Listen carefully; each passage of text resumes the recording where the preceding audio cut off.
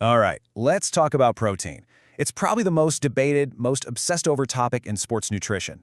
Everyone's got an opinion, but what does the actual science have to say about it? Well, that's exactly what we're going to break down. So, what's the deal? Is all the hype around protein justified? Is it really the hero for muscle growth and recovery that we're told it is, or is it a little bit overblown?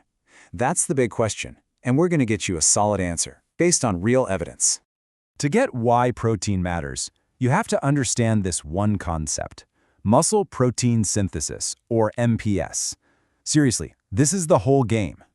Think of your workout as the foreman on a construction site, yelling "go."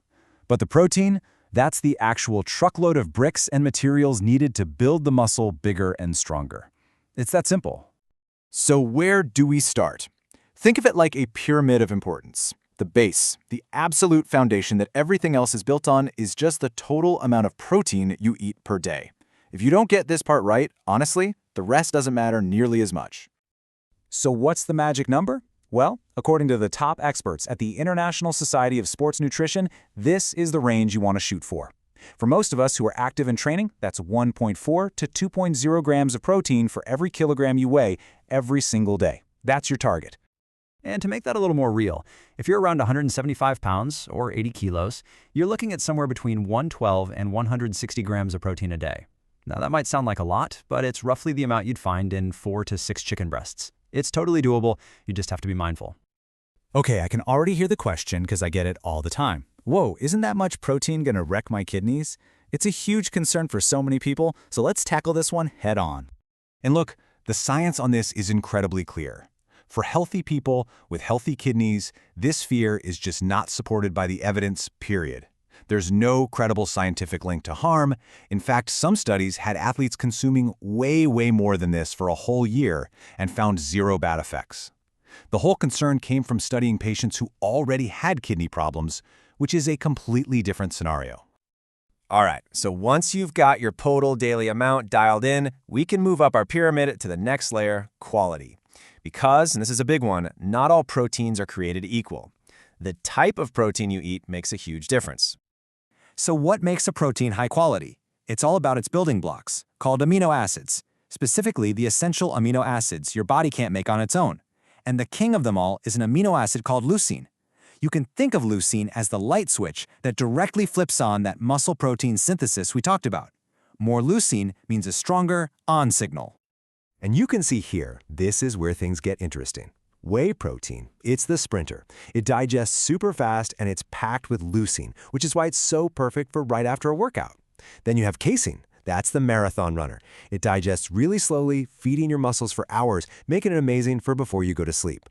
Egg and soy are also fantastic, fast-acting options for any meal. And hey, don't just take my word for it.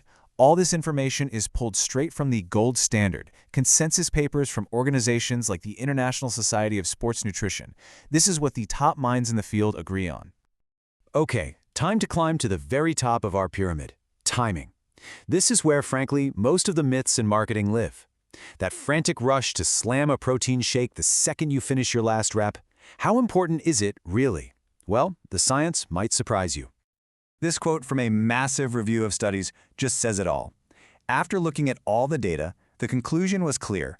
The total amount of protein you eat all day long, the base of our pyramid, is by far the most important thing for muscle growth. Timing, it plays a role, sure, but it's a much smaller one. So what about that famous anabolic window? Well, the good news is, it's not some tiny 30-minute window that slams shut. It's more like an anabolic barn door. The research shows your muscles stay sensitized to protein for a full 24 hours, maybe even longer after you train, so you can relax. No need to panic. So instead of obsessing over one single shake, a way smarter strategy is something called protein pacing. It's simple, really. You just spread your protein intake out across the day. Aim for about 20 to 40 grams of good quality protein every 3 to 4 hours. Doing this keeps that muscle-building signal turned on consistently, which leads to way better results. Okay, so for our final point, we need to zoom out. We've been laser-focused on protein, but it's absolutely critical to remember that protein doesn't work alone. To really get the best performance, you have to look at your entire plate. And different athletes need to focus on different things, right? A weightlifter is all in on protein for repair and growth. But for an endurance athlete, like a cyclist or a runner, carbohydrates are the absolute #1 priority for fuel. Protein helps them recover, for sure, but carbs drive their performance. And I mean, let's not downplay this. Carbohydrates are the unsung heroes of performance. This one study is just stunning. They took cyclists, put them on a high-protein but low-carb diet, and their performance tanked by 20%. Why? Because carbs are the fuel that refills your muscles' gas tanks. Without them, you're running on empty. So here's the big takeaway. Think of protein as your star player. Absolutely essential, a total game changer for building muscle. But even a star player can't win the championship alone. They need the whole team. They need carbohydrates for energy and healthy fats for everything else to actually win. Performance is a team sport.